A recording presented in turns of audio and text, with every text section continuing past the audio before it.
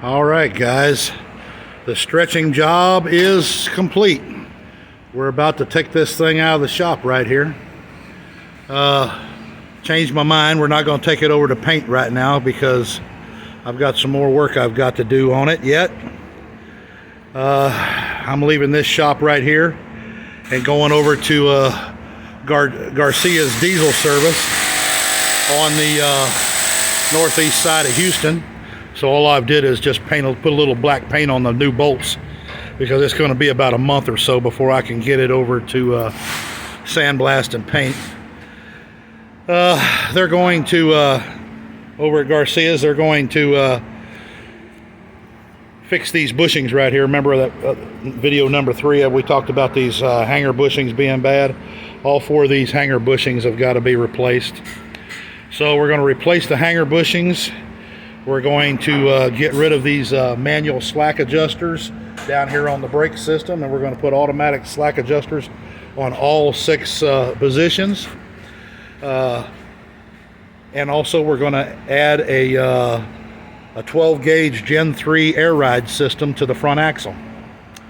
So then we'll be closer to getting it to paint. But as you can see how it come out, we plated it from this cross member, so it double plated through that cross member. We got 2 cross members within 18 inches here, and the plates go up to under that cross member. So the weld actually was underneath this cross member. Remember, the bolts were right here, and the weld actually goes up through here, through the middle, and up like that.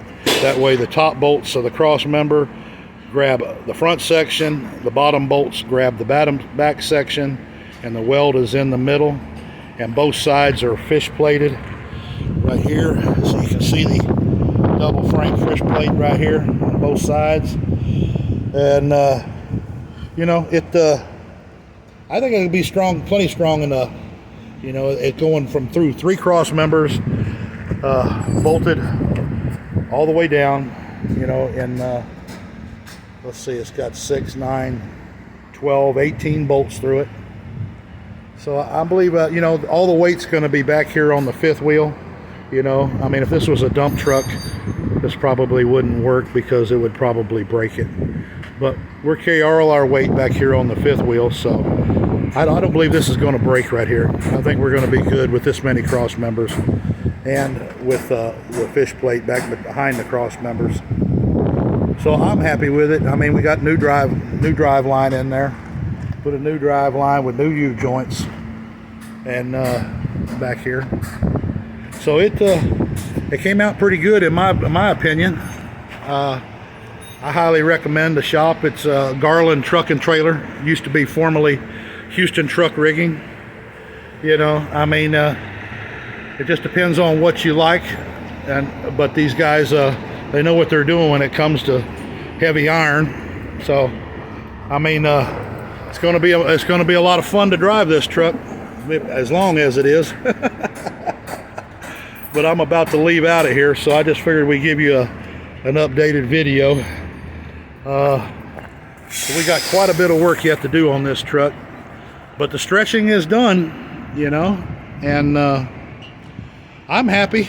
So on to Garcia's to get the air ride front axle kit put in, the bushings, the new slack adjusters all the way around. The brakes are in pretty good shape. They're about 75%, so we're going to keep the brake shoes, and we'll do some updates over to Garcia's because it's going to be interesting once the air ride front axle kit's put on there.